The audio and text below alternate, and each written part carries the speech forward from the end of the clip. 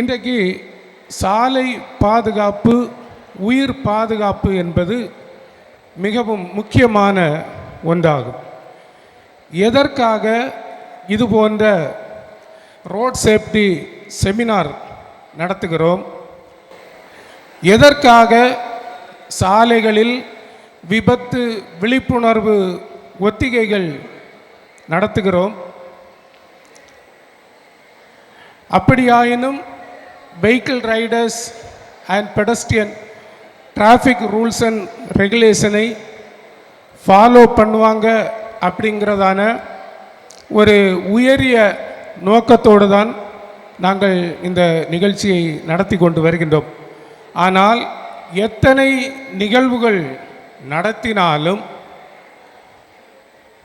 Traffic rules and ரெகுலேஷனை vehicle ரைடர்ஸாக இருக்கட்டும், பெடஸ்ட்ரியனாக இருக்கட்டும், follow பண்ணுறாங்களா அப்படி என்று கேட்டால் யாருமே ஃபாலோ பண்ணுறது மாதிரி தெரியலை. குமரி மாவட்டத்தில் விபத்துகளின் எண்ணிக்கை குறைந்திருக்கிறது என்று கேட்டால் விபத்துகளின் எண்ணிக்கையும் குறைந்தது மாதிரி தெரியவில்லை. நாளுக்கு நாள் விபத்துகளின் எண்ணிக்கைகளும் அதிகரித்து கொண்டு தான் செல்கின்றது. எனவே இதை சொல்லுவது எங்கள் தலைமையில் விழுந்த கடமை. நீங்கள் டிராஃபிக் ரூல்ஸ் அண்ட் ரெகுலேஷனை ஃபாலோ பண்ணுவதும் ஃபாலோ பண்ணாததும் அது உங்களை பொறுத்தது.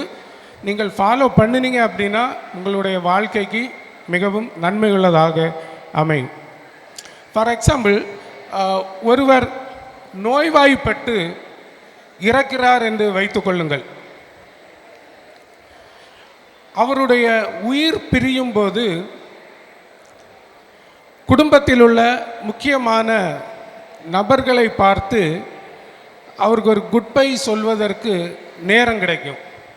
ஆனால் சாலை விபத்து மூலம் ஒருவர் உயிர் இழக்கிறார் என்றால் ஃப்ராக்சர் ஆஃப் செகண்டில் அவருடைய உயிர் பிரிந்துவிடும்.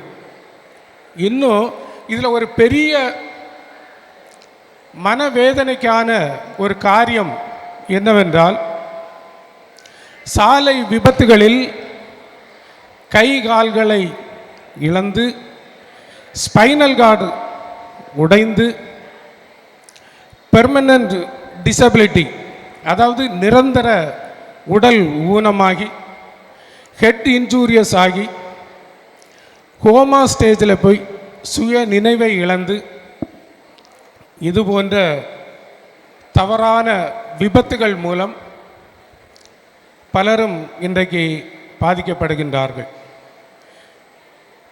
இதில் யாருக்கு மனவேதனைகளும் கஷ்டங்களும் நஷ்டங்களும் என்று பார்த்தீங்கன்னா எல்லா தாய் தகப்பன்மார்களுக்கும் தான் இதில் பெரிய அவங்களுக்கு ஒரு பெரிய மன உளைச்சலுக்கு ஆளாகின்றார்கள். ஏன் இது போன்ற தவறான சாலை விபத்துகள் நடக்கிறது அப்படி என்று பார்த்தால், ஒன்று ஓவர் ஸ்பீடிங், இன்னொன்று drink and driving,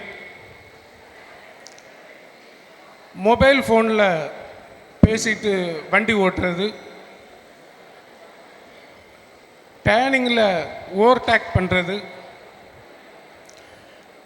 without helmet, இது போன்ற தவறான விபத்துகளில் இன்றைக்கு அநேகர் சிக்கிக்கொள்கின்றார்கள்.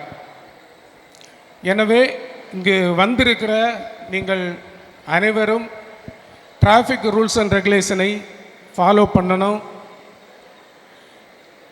இந்த ஸ்காட் கிறிஸ்டியன் கல்லூரியில் படிக்கிற மாணவ மாணவிகள் தவறான விபத்துகளில் சிக்கிக்கொள்ளக்கூடாது என்ற ஒரு நோக்கத்தோடு தான்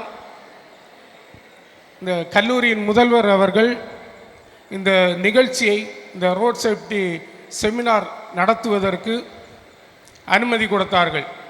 ஆகவே அனுமதி கொடுத்த கல்லூரி முதல்வர் அவர்களுக்கும் தாளாளர் அவர்களுக்கும் என்எஸ்எஸ் டிபார்ட்மெண்ட்டினுடைய கோஆர்டினேட்டர்ஸ், பேராசிரியர்கள் அனைவருக்கும் எனது நன்றியை நான் தெரிவித்துக் கொள்கின்றேன்.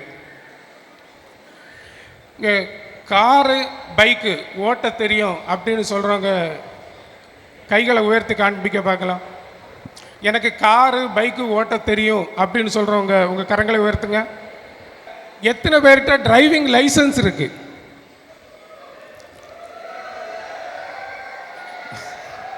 ஓகே, கரங்களை கிளப்புறங்க. அதாவது நான் ஃபஸ்ட்டில் கேட்டேன் காரு பைக் எத்தனை பேருக்கு ஓட்ட தெரியும் அப்படின்னு. ஒரு சிலர் கை தூக்குனீங்க. டிரைவிங் லைசன்ஸ் எத்தனை பேர்கிட்ட இருக்குன்னு கேட்டால் எல்லாரும் கை தூக்குறீங்க. சரி, ஓகே. சரி, இப்போது இந்த காரு பைக்கு ஓட்ட தெரியும்னு சொன்னீங்க இல்லையா? ஒரு 3 தம்பி இங்கே வாங்க ஃப்ரெண்டில். எனக்கு காரு பைக்கு ஓட்ட தெரியும்னு சொன்ன ஒரு 3 தம்பி வாங்க ஃப்ரெண்டில். நாங்கள் ரோட் சேஃப்டியில் இருந்து நல்லா புரிச்சுக்கோங்க, ஒரு சில கொஸ்டின் ரைஸ் பண்ணுவோம். அந்த கொஸ்டினுக்கு நீங்கள் யார் சரியாக ஆன்சர் பண்ணுறீங்களோ அவங்களுக்கு ஒரு அவார்டு கிடைக்கும். புரிஞ்சுதா? அதுக்கு தான் கேட்குறேன். ஜென்ஸு ஒரு 3 பேர் வாங்க, லேடிஸ் ஒரு 3 பேர் வாங்க. உங்களுக்கு என்ன ஓட்ட தெரியும்? பைக் ஓட்டுவீங்க. பைக் ஓட்டு. சரி. அதாவது இன்றைக்கு 2 வீலர் ஆக்சிடெண்ட்டு அதிகமாக நடப்பதற்கு காரணம் 2 வீலர் ஹேண்ட்பர் பிடிப்பதற்கென்று ஒரு ப்ரொசீஜர் இருக்குது. ஆனால் இன்றைக்கி நிறைய பேர் 2 வீலர் ஹேண்ட்பர் எப்படி பிடிக்கிறாங்க தெரியுமா? இப்படி பிடிக்கிறாங்க. இப்படி பிடிக்கும்போது என்னாகும் அப்படின்னா உங்களுக்கு பேலன்ஸ் கிடைக்காது. நீங்கள் 2 வீலர் ஹேண்ட்பர் வந்து இப்படி பிடிக்கும்போது 0 பேலன்ஸ். அதாவது நீங்கள் இப்போ பைக்கில் போயிட்டுருக்கிறீங்க, உங்கள் பைக்கு ஃப்ரண்ட் வீலில் ஒரு பூனை குறுக்கே விழுந்தது என்றால் உடனே என்னாகும்? ஹேண்ட்பர் வந்து ஸ்கிட் ஆகும். அல்லது ஒரு சைக்கிளிஸ்ட் போகிறாரு, ஒரு பெடஸ்ட்ரியன் ரோட்டில் நடந்து போகிறாரு, அவருடைய சோல்ஜர் வெஹிக்கிள் சோல்ஜர்ஸுக்கு மேலே ஸ்க்ராட்ச் பண்ணாலே என்னாகும்? வெஹிக்கிள் வந்து ஸ்கிட் ஆகும். ஆகவே நீங்கள் நல்லா புரிஞ்சுக்கோங்க, 2 வீலர் ஹேண்ட்பர் பிடிக்கிறது இந்த பொசிஷனில் பிடிக்கணும். நீங்கள் இந்த பொசிஷனில் 2 வீலர் ஹேண்ட்பர் பிடிச்சிங்க அப்படின்னா உங்களுக்கு லைட்டாக வந்து என்ன செய்யும்? வைப்ரேட் ஆகும். அதுக்கப்புறமா என்ன செய்யும்? உங்களுக்கு சேஃப்டி ஆகும். சரிங்களா? 2 வீலர் ஹேண்ட்பர் வந்து எப்போவுமே நீங்கள் வந்து இப்படி தான் பிடிக்கணும். இப்படி பிடிக்காதீங்க. இப்படி பிடிச்சிங்கன்னா உங்களுக்கு 0 பேலன்ஸு. இதனால தான் நிறைய 2 வீலர் ஆக்சிடெண்ட்ஸ் வந்து இன்றைக்கி அதிகமாக நடப்பதற்கு காரணம். சரி, ஓகே. இப்போது நம்ம 2 குரூப்பாக பிரிக்க போகிறோம். சரிங்களா? இப்போ இவங்க ஏ குரூப், இவங்க வந்து பி குரூப் ஃபீமேல். அதற்கு கீழே 2 பேர் இருக்காங்க. அவங்க வந்து வாலண்டியர்ஸ் வந்து மதிப்பெண் போடுவாங்க. சரிங்களா? சரி, இப்போது அந்த ஸ்லைடில் நம்பர் 1, 4 இதை வந்து இப்போ இவங்க சொல்லுவாங்க. சொல்லாமா? அதாவது 1, 4 இருக்குது இல்லையா? இதனோட மீனிங் சொல்லுங்கள். ஸ்டாப். Okay, first stop. சரி, இந்த ஸ்டாப் வந்து எங்கே இருக்கு? இப்போ இது எங்கே இருக்கும்? இந்த ஸ்டாப் எங்கே இருக்கும்? சிக்னலில் இருக்கும். ஓகே, அந்த ஸ்டாப் எங்கே இருக்கும்? எங்கே?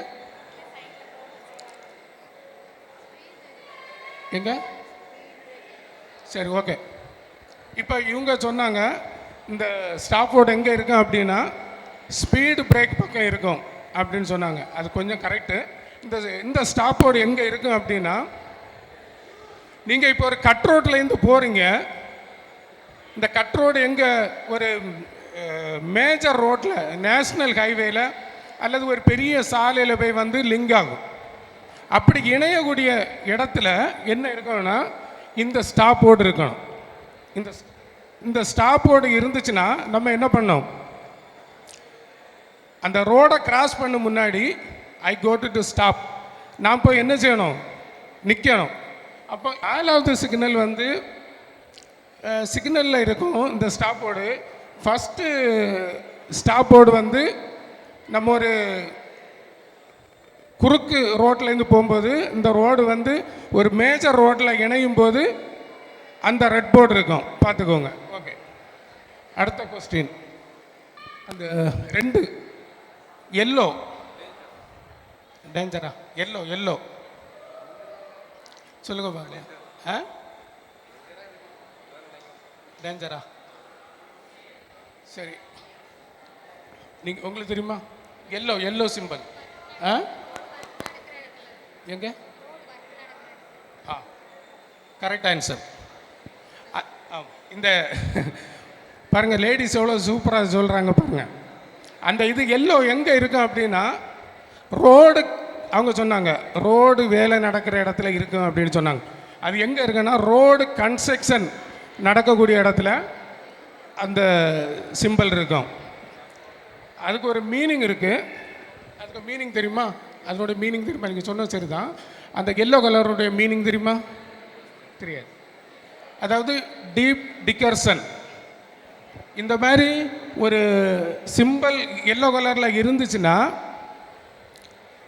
ஆழமான குழி தோண்டப்பட்டிருக்கிறது என்பது தான் இதனுடைய பொருள். நம்பர் 3-5 நீங்கள் சொல்லுங்கள் பிரதர். நம்பர் 3-5 ஆ, எது?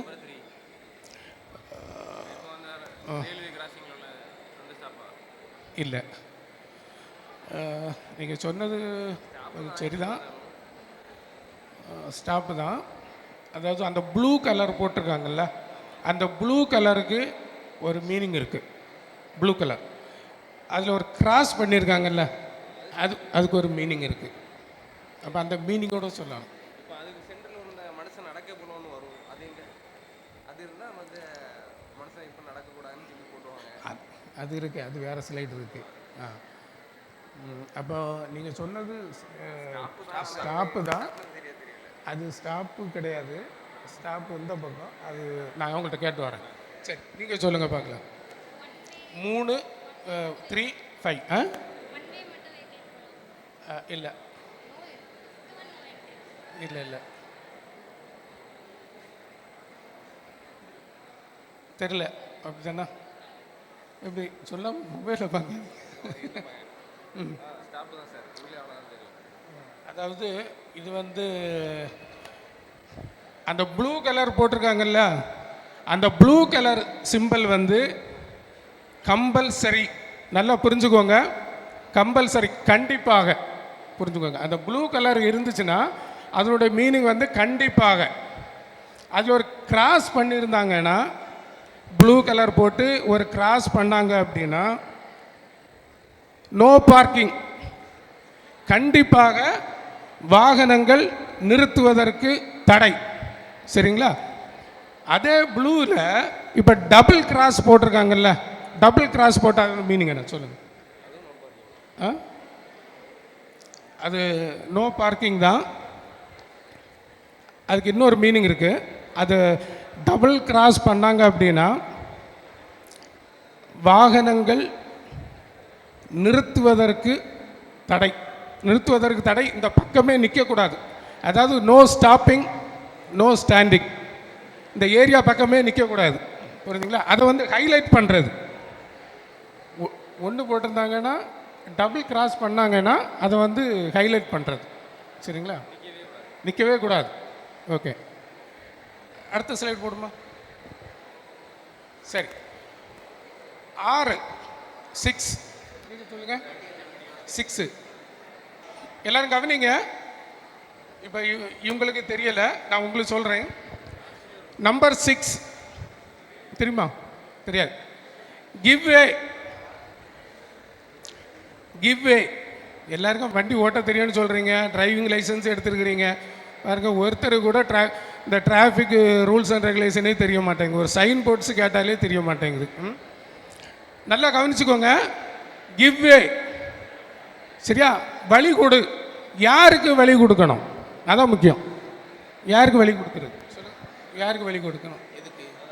கிவ் வே, அதனுடைய சிம்பிள் வந்து வழி கொடு. யாருக்கு வழி கொடுத்தல். Okay, ambulance, police vehicles, fire engine. Okay, இவங்க 3 பேருக்கும் அவசர காலத்தில் வந்து வழி கொடுக்கறது தான் இதனுடைய மீனிங். சரி, நான் இங்கே வரேன். நம்பர் 7. ரைட், ஓகே, கரெக்டாக சொல்லிட்டாங்க. இவங்க கரெக்டாக சொல்லிட்டாங்க. நம்பர் 7, ஓவர்டேக் பண்ணக்கூடாது. இந்த மாதிரி சிம்பிள் இருந்துன்னா என்ன செய்யக்கூடாது? ஓவர்டேக் பண்ணக்கூடாது. சரி, நம்பர் 8 நீங்கள் சொல்லுங்கள். இல்லை, அந்த ப்ளூக்கு ஒரு மீனிங் இருக்குது. கம்பல்சரி. அந்த ஸ்ட்ரைட்டாக ஒரு இது போட்டிருக்கு, ஏரோ மார்க் போட்டிருக்காங்க, ரைட்டில் போட்டிருக்காங்க. 2 ரோடு பிரியுது. அதில் மீனிங் என்ன? ஓகே, அதாவது இவங்க கரெக்டாக சொன்னாங்க. சரிங்களா? Compulsory should be go on both directions. சரிங்களா? நீங்கள் இரு வழிகளிலும் செல்லலாம் என்பது தான் அதனுடைய பொருள். நம்பர் 9 நீங்கள் சொல்லுங்கள்.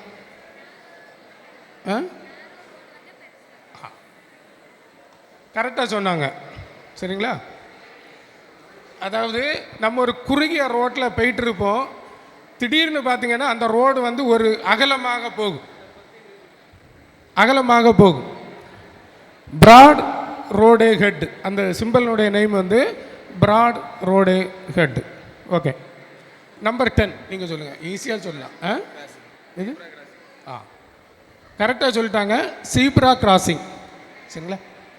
இந்த சொல்லலாம், இந்த சீப்ரா கிராசிங் எங்கெல்லாம் இருக்கும்? Okay, school, college, hospital, public வந்து எங்கெல்லாம் அதிகமாக கேதர் ஆகுறாங்களோ அங்கெல்லாம் என்ன இருக்கும்? இந்த சீப்ரா கிராசிங் வந்து இருக்கும். Right, okay. அடுத்த சிம்பிள் போடு. அடுத்த நம்பர் 13 தெரியுமா? தெரியாது. இல்லை, அது வந்து நேரோ பிரிட்ஜ். அந்த சிம்பிளுடைய இது வந்து நேரோ பிரிட்ஜு. Number 15 railway. அதில் 3 கோடு போட்டிருக்காங்கல்ல, அந்த ஒரு கோடுக்கு மீனிங் என்னது? ஒரு கோடு. நீங்கள் இப்போ நம்ம ஒரு ரோட்டில் போயிட்டுருப்போம் இல்லையா? போகும்போது ரயில்வே கேட்டுக்கு முன்னாடி இது மாதிரி ஒரு பிக்சர் போட்டிருப்பாங்க. சரியா? இப்படி 3 கோடு போட்டிருப்பாங்க. இல்லை, 3 கோடு போட்டிருப்பாங்க. இன்னும் கொஞ்சம் தூரம் நீங்கள் ஃப்ரெண்டில் போனீங்கன்னா 2 கோடு போட்டிருப்பாங்க. இன்னும் பக்கத்தில் போகும்போது 1 கோடு போட்டிருப்பாங்க. இல்லை, அப்போ ஒரு கோடு எத்தனை மீட்ரு? எத்தனை மீட்ரு? சரி, 2 பேருமே கரெக்டாக சொன்னாங்க. 50. ஓகே, சரி. இப்போ இதில் லேடிஸ் வந்து வின் பண்ணியிருக்காங்க. அவங்க தான் அதிகமாக எடுத்திருக்காங்க. உங்களுக்கு ஒரு ஆறுதல் பரிசு தருவோம். சரி, ஓகே, கண்டிப்பாக தருவோம். சரிங்களா? தரேன்.